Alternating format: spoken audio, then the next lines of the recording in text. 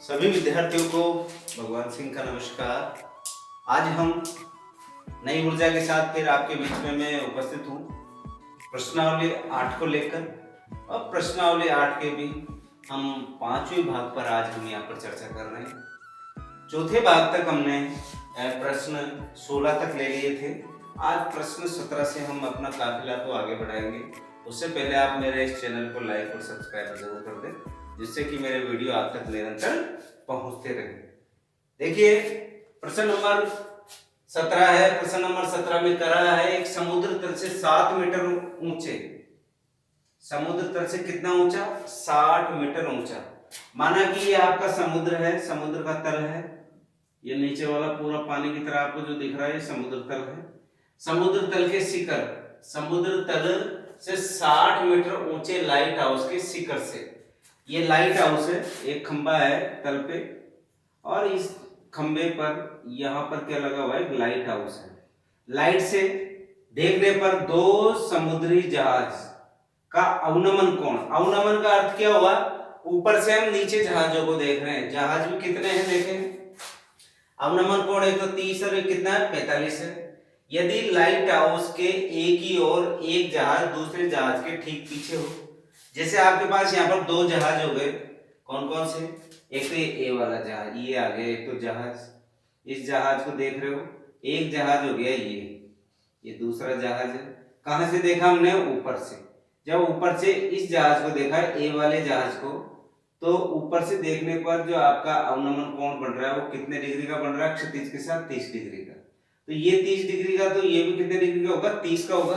क्योंकि आपने छोटी कक्षा में पढ़ा है दो समांतर रेखाओं को एक तिर्यक रेखा काटती है, तो जेड आकृति में जो कोण बनते हैं वो बराबर होते हैं। इन दोनों कोणों को ही हम क्या कहते हैं, एकांतर कोण कहते हैं। तो ये रेखा और ये रेखा दोनों कौन सी रेखा है, समांतर है। समांतर है तो ये तिर्यक रेखा काट रही है, तो ये 30 डिग्री का कोण है, तो ये भी कितने डिग्री का कोण होगा, 30 का होगा। That's all. आगे बढ़ते हैं। इसी तरह दूसरे जहाज को जब देखा, कहां से, शीर्ष से, इस लाइट हाउस के शीर्ष से, ऊपर से, तो 45 डिग्री का कोण बन रहा है क्षैतिज के साथ। तो आप कहोगे सर ये 45 डिग्री का कोण है, तो ये भी 45 का बनेगा, क्योंकि ये रेखा और ये रेखा क्या है, समांतर है। तो आपने थीटा के मान निकाल लिए। आपको पता है ये जहाज ए से बी के बीच की दूरी, और ये इस जहाज की इस पोल से दूरी, पोल को हम बोल रहे हैं, क्या बोल रहे हैं, लाइट हाउस। तो लाइट हाउस से ये दूरी हो गई इसकी, माना कि इसकी दूरी x मान ली और इसकी दूरी क्या मान ली, y मान लेते हैं। और लाइट हाउस की ऊंचाई दे रखी उसने कितना मीटर, 60 मीटर दे रखी है। ये लो भाई, ये 60 मीटर हो गई इसकी ऊंचाई। अब आगे बढ़ जाते हैं हम। मैंने आपसे कह रखा पहले कि जब भी ऐसे दो त्रिभुज बन जाएं तो आप सबसे पहले छोटे ट्रायंगल पे बात करोगे। अब छोटे ट्रायंगल का काम पूरे होते फिर हम बड़े ट्रायंगल की ओर बढ़ेंगे। तो सबसे पहले जो जो अपन ने बात ये समझी उसको लिख देते हैं। यहाँ पर मैंने लिखा हल। हल में आप लिखोगे लाइट हाउस, लाइट हाउस की ऊंचाई, लाइट हाउस को आपने प्रदर्शित कर रखा CD से, CD बराबर कितनी है, 60 मीटर। थीटा कितना कितना है, थीटा बराबर है 30 डिग्री, और थीटा बराबर दूसरा थीटा कितना, 45 डिग्री है। थीटा का काम हो गया। दोनों जहाजों के बीच की दूरी, दोनों जहाजों के बीच की दूरी,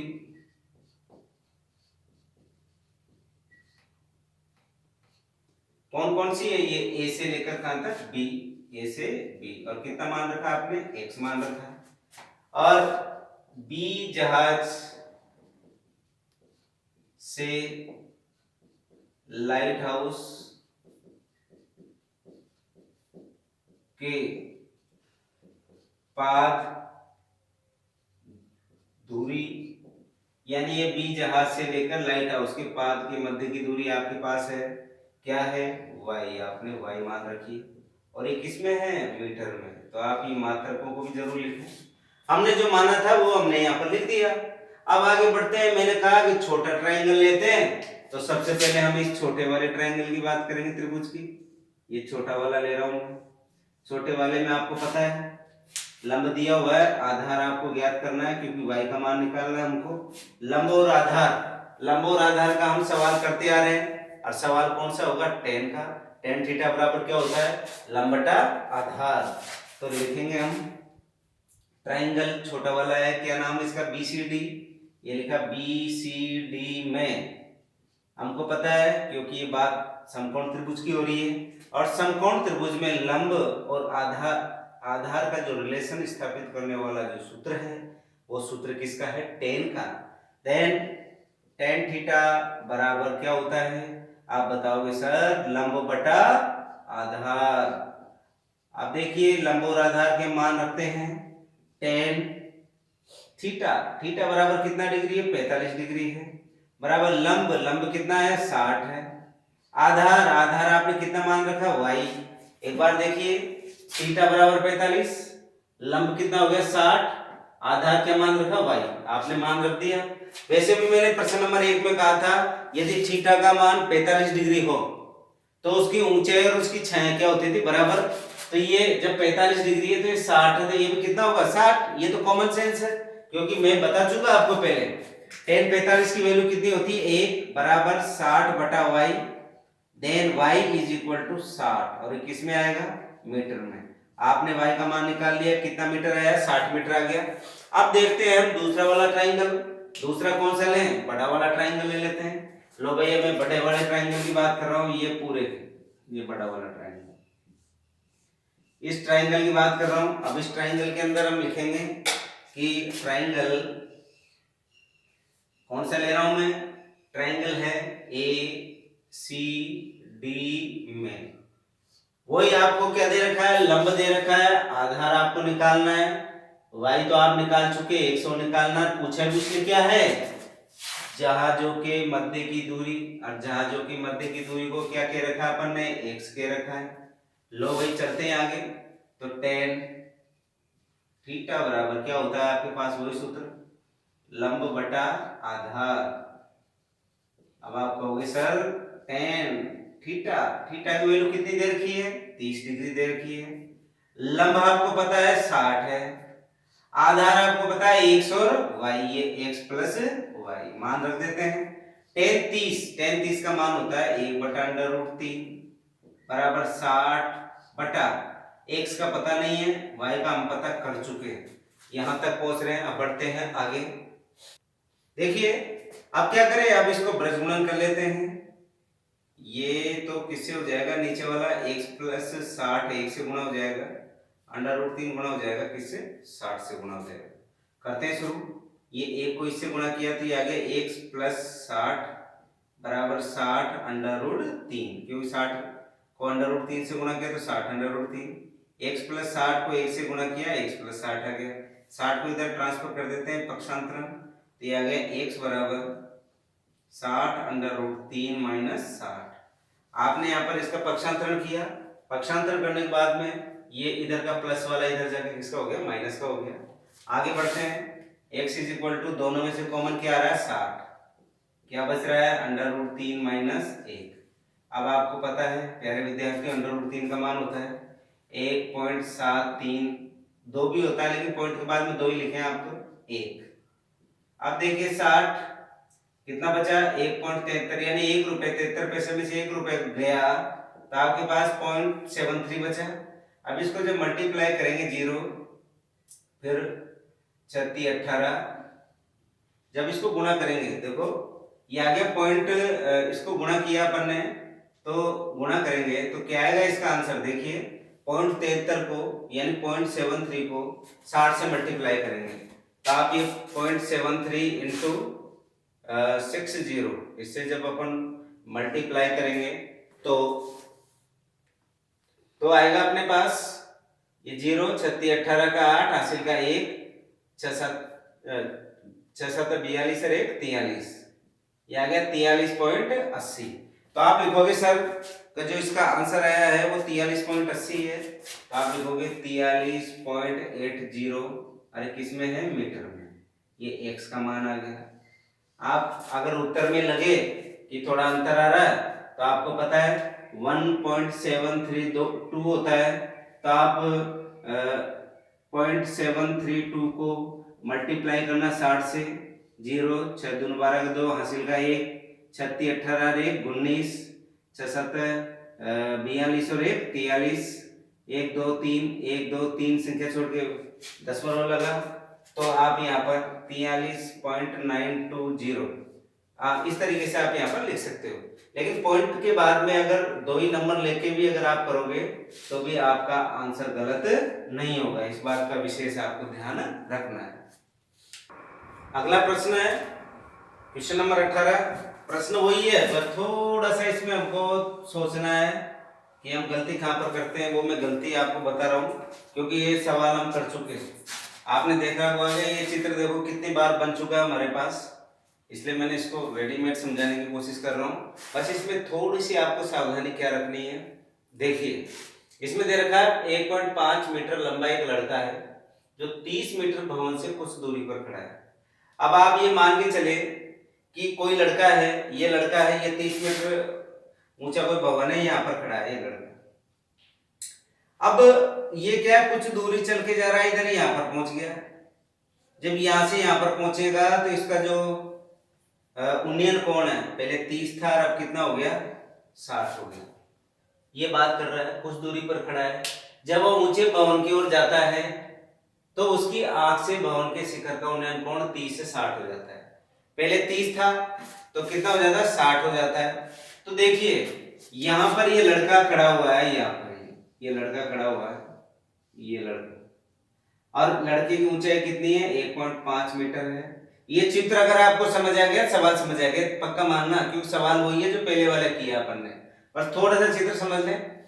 अब ये लड़का क्या है, कुछ दूरी चला, यहाँ पर आ गया, यहाँ पर आके खड़ा हो गया।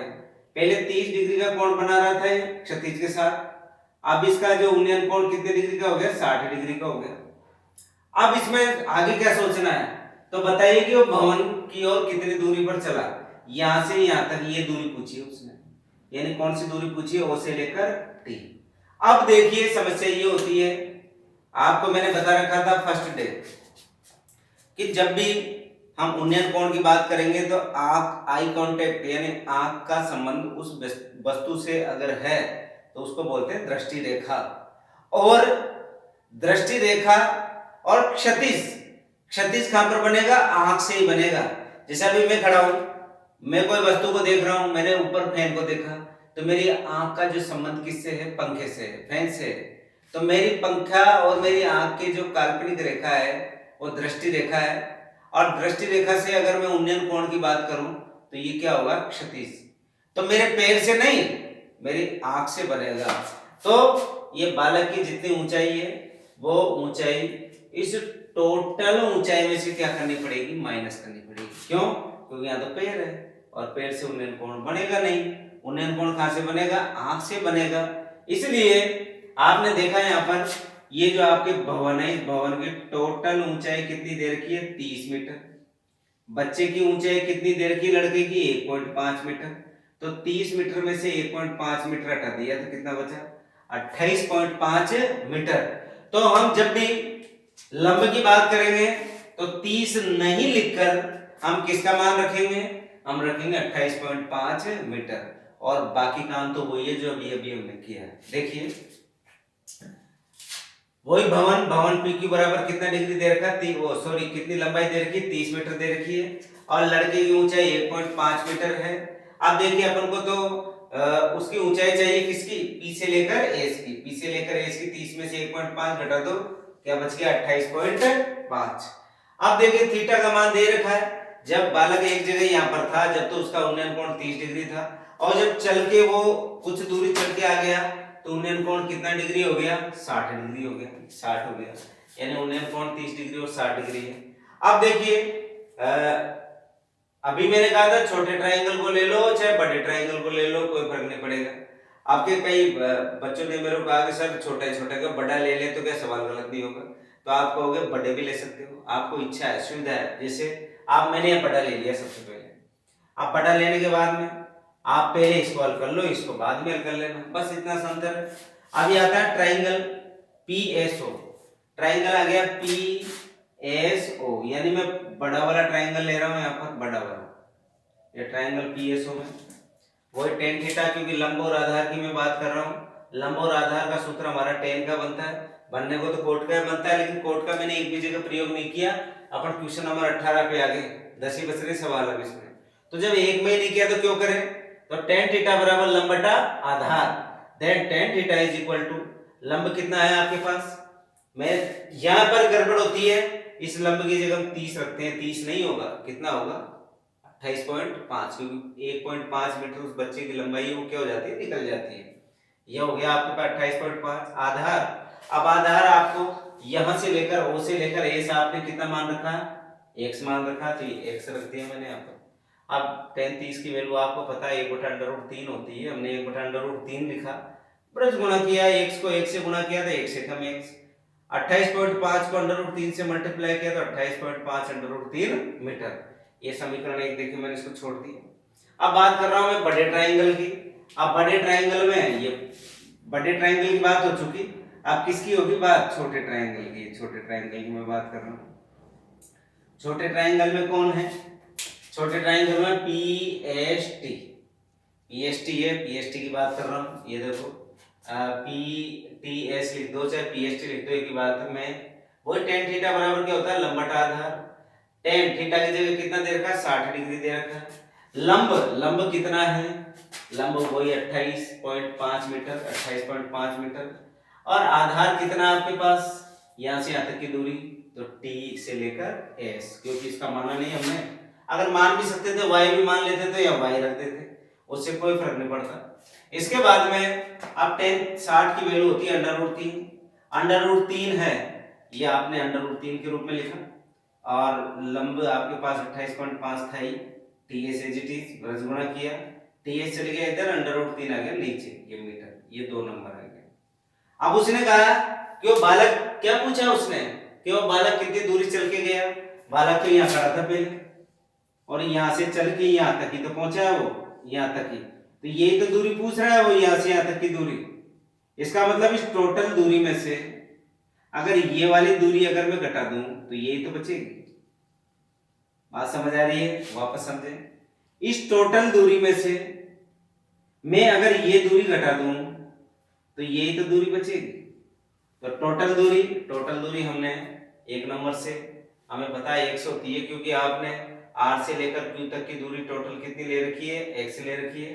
तो x का मान कितना माना आपने, 28.5 √3 मीटर, ये आपने हल करके प्राप्त किया है।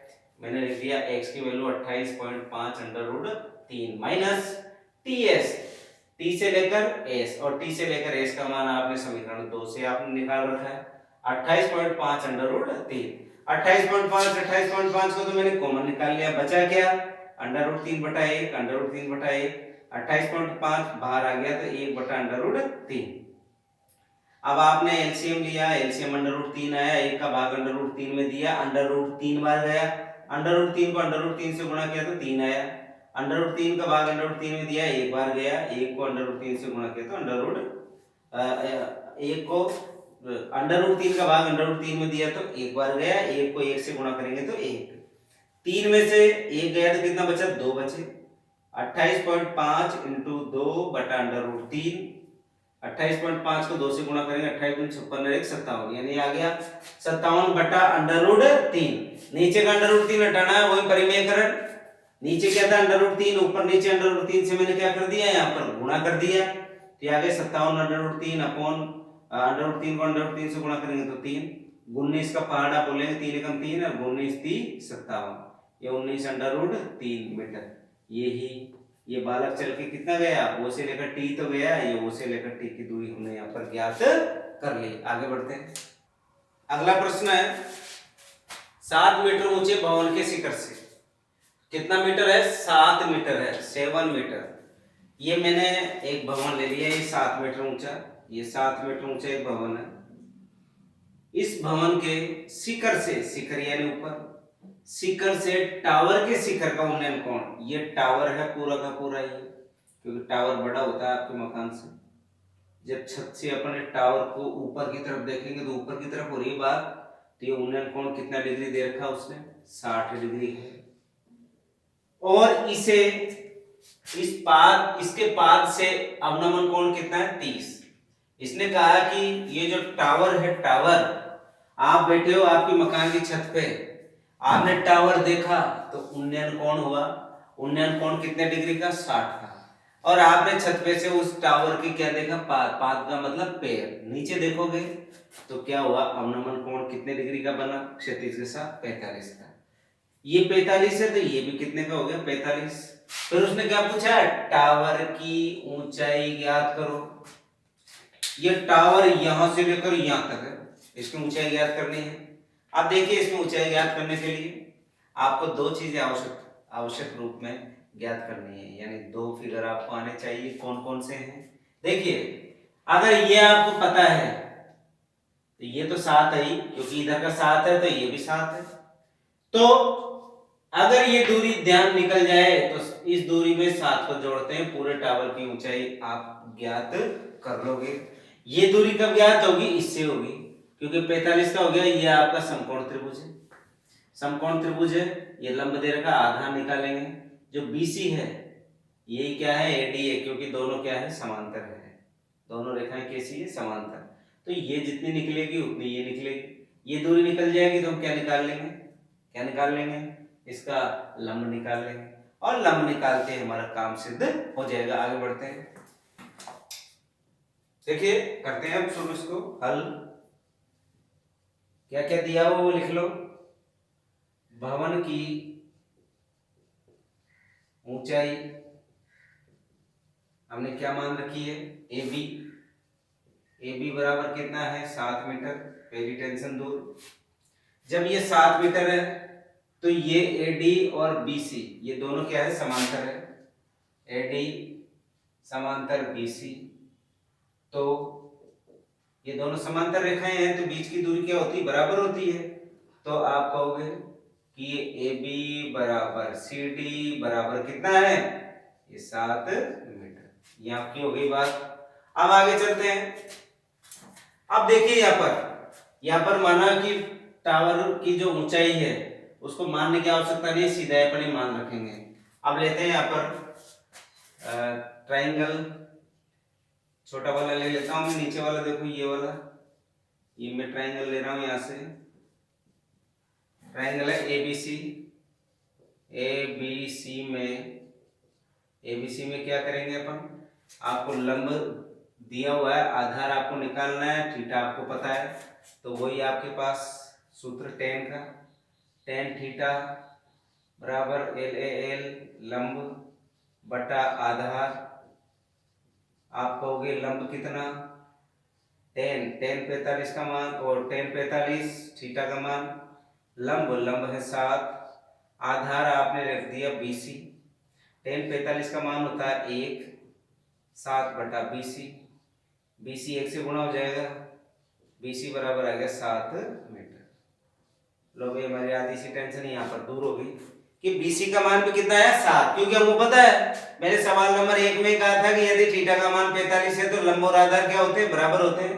तो ये 7 है तो ये भी कितना निकाल लिया आपने, 7 मीटर निकाल लिया। ये 7 मीटर है तो ये AD का मान भी कितना होगा, 7 मीटर होगा। तो AD बराबर भी कितना मीटर होगा, 7 मीटर होगा। ये भी बात हमको पता लग गई। अब ले लेते हैं दूसरा ट्राइंगल, ऊपर वाला। ऊपर वाले में कौन सा ट्राइंगल, ऊपर वाले में ये वाला ट्राइंगल हम लेते हैं। ये लो, इस ट्राइंगल की बात कर रहा हूं मैं। देखिए यहाँ पर सवाल शुरू करता हूं। ट्राइंगल ADE में,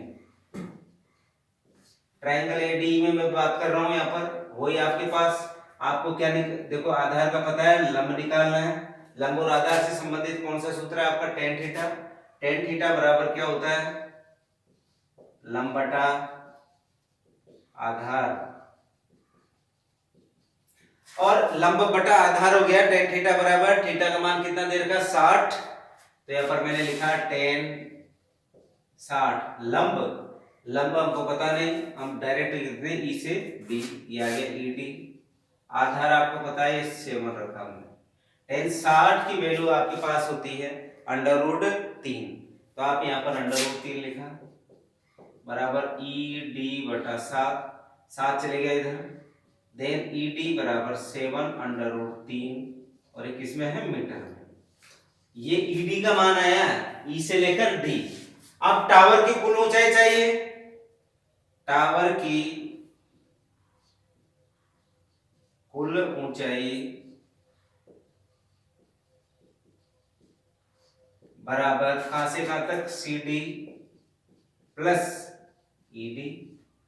CD का मान आपने पहले ही निकाल लिया। CD का मान आपको पहले ही पता है कितना है, 7 है।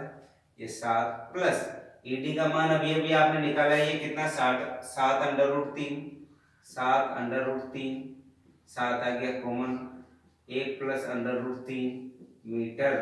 ये किसकी ऊंचाई आई है? टावर की। और टावर की ऊंचाई किसको प्रदर्शित कर रही है? CE को। अर्थात टावर की ऊंचाई कितनी आ गई? 7 ब्रैकेट स्टार्ट 1 प्लस √3 ब्रैकेट बंद, और किसमें? ये मीटर में। यही क्या हो गया? इसका आंसर हो गया। बस थोड़ा सा सोचना है हमको। अगर हम सोच लेंगे तो हम बिल्कुल सवाल को गलत करेंगे नहीं। आगे बढ़ते हैं। अगला प्रश्न है 20वां सवाल। 20वें में कहा गया एक पर्वत के शिखर से पूर्व की ओर 2 बिंदुओं से शिखर का अवनमन कोण 30 और 45 डिग्री है। ये आपके पास उसने क्या दे रखा है? एक पर्वत है, ये पर्वत है, ये पर्वत, और इस पर्वत का ये क्या है? शिखर। शिखर से कौन सा? 2 बिंदु है। जब ऊपर से हम नीचे की ओर देखेंगे, जैसे 2 बिंदु C और D है हमारे पास, ऊपर से जब देख रहे हैं तो एक का अवनमन कोण 30 है, एक का अवनमन कोण कितना? 45। ये 45 है तो ये 45 होगा। ये वाला 30 है क्योंकि जेड आकृति में बने कोण एकांतर कोण होते हैं, परस्पर क्या होते हैं? बराबर होते हैं। तो ये 35 तो ये भी 30। ये यहां से यहां तक कितना है? 45। तो ये भी कितना हो गया? 45 हो गया। आगे उसने क्या कहा?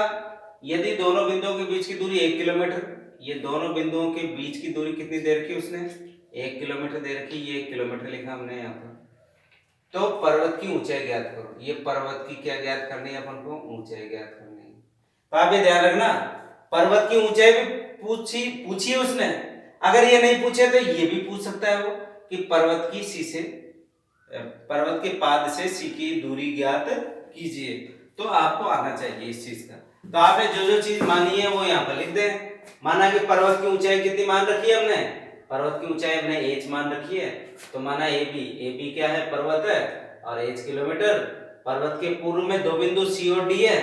ये पर्वत के पूर्व में 2 बिंदु कौन से? C और D। इस प्रकार है कि इसके शिखर का अवनमन कोण एक तो 30 और एक कितना? 45। ये 45 है, ये कितना? 30, क्योंकि ये बड़ा वाला 45 डिग्री और छोटा जो इसका जो एंगल है उन्नयन कोण का वो कितना? 30 है। तो ये कितना हो गया? 30 हो गया। अब देखिए आगे बढ़ते हैं। मैंने कहा छोटा वाला ट्रायंगल ले लो चाहे बड़ा ले लो, उससे कोई फर्क नहीं पड़ता। ये मैंने छोटा वाला ट्रायंगल ले लिया। सबसे पहले ट्रायंगल ABC में, ये देखिए ट्रायंगल ABC में, ट्रायंगल ABC की मैं बात कर रहा हूं। आपको लंब पता है, आपने मान रखा है h है, आधार आपने मान रखा है x है। तो आपके पास फॉर्मूला है tan थीटा का, और tan थीटा बराबर क्या होता है? tan थीटा बराबर होता है लंब बटा आधार, या कि tan थीटा बराबर लंब बटा आधार। तो tan 45, थीटा का मान कितना है? 45 है। लंब कितना मान रखा है? h, और आधार कितना मान रखा है आपने? x। tan 45 की वैल्यू आपको पता है 1 होती है, ये 1 लिखा, h/x, x इधर गया। देन x की वैल्यू आपके पास कितनी आ गई? h, या उल्टा भी बोल सकते हैं, h की वैल्यू कितनी आ गई? x, या x की वैल्यू कितनी आ गई? h। जैसे भी सवाल की प्रकृति है वैसे हम इसको हल कर देंगे। आगे देखिए, अब पूरा बड़ा वाला ट्रायंगल ले रहा हूं मैं, पूरा का पूरा ये पूरा बड़ा वाला ट्रायंगल मैंने लिया। तो आप देखोगे क्या? ट्रायंगल ABD में वही लंब और आधार आपके पास है, लंब बटा आधार। लंब है आपके पास h रख दिया। आधार कहां से? a से लेकर d, तो a से लेकर c में c और d क्या हो रहा है? जुड़ रहा है। तो x में 1 जुड़ रहा है, तो देखो x + 1। थीटा की वैल्यू कितनी है? 30 है, ये 30 लिख दिया। tan 30 का मान होता है 1/√3, और h बटा x + 1 गुणन कर दो, ये इससे गुणा हो जाएगा √3h से। तो मैंने √3 को किससे मल्टीप्लाई किया? h से। ये under root 3 multiply by h, under root 3h आ गया यहाँ पर, और x को 1 से मल्टीप्लाई किया तो x प्लस 1। अब आपके पास देखिए इसको समीकरण 2 मान लिया, समीकरण 1 और 2 का प्रयोग कर रहे हैं, यानी समीकरण 1 का मान उठा के किसमें रखना है, 2 में रखना है। और किसका रखना है, देखो सवाल की प्रकृति पर निर्भर करेगा। अगर वो नीचे की दूरी पूछ रहा है तो आपको किसका मान रखना है, एक एच का मान रखना है, और एच का मान पूछ रहा है तो एक्स का मान रखना है। तो यहाँ पर एक्स का मान रखा, एक्स बराबर कितना था आपके पास, एच, तो आपने इस एक्स की जगह क्या रख दिया, एच रख दिया। अब इसको हल कर लो, एच को इधर ले आओ, पक्षांतरण करके मैं इधर बाएं पक्ष की तरफ लाया तो माइनस हो गया, दोनों में से एच क्या आ गया, कॉमन आ गया, एच कॉमन आते बचा क्या, अंडर रूट 3 माइनस 1 बराबर 1, और ये अंडर रूट 3 माइनस 1 चलेगा बटे में, अंडर रूट 3 का मान होता है आपके पास सीधा सीधा 1.32 और 1.732, तो 1.732 माइनस 1, 1.732 में से 1 गया तो 0.732 आया, एक में 0.732 को जब डिवाइड करेंगे तो आपके पास आंसर आएगा 1.36 किलोमीटर, क्योंकि बात किस में हो रही है, किलोमीटर में हो रही है।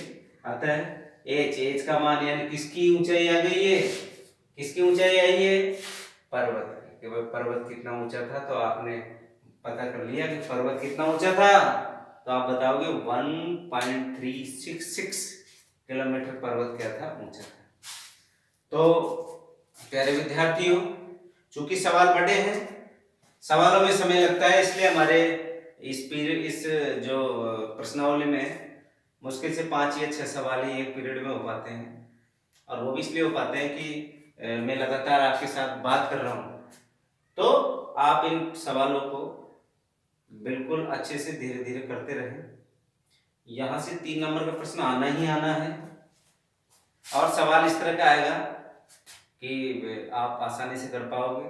आपको लग रहा है कि सर ये जो आप चित्र बना रहे हैं बार बार एक जैसे बन रहे हैं, अरे पूरी प्रश्नावली ही एक जैसी है। तो प्यारे विद्यार्थियों, आप इसको बहुत मन लगाकर बहुत तरीके से पढ़ें, आपके 3 नंबर आपके पास होंगे। 1 नंबर का भी चांस बनता है अगर आ जाता है तो, लेकिन 3 तो आपकी जेब में है ही है। आपने मेरा वीडियो देखा, बहुत अच्छी बात है। आपके उज्जवल भविष्य की कामना करता हुआ मैं आज का पीरियड यही समाप्त करता हूँ। धन्यवाद।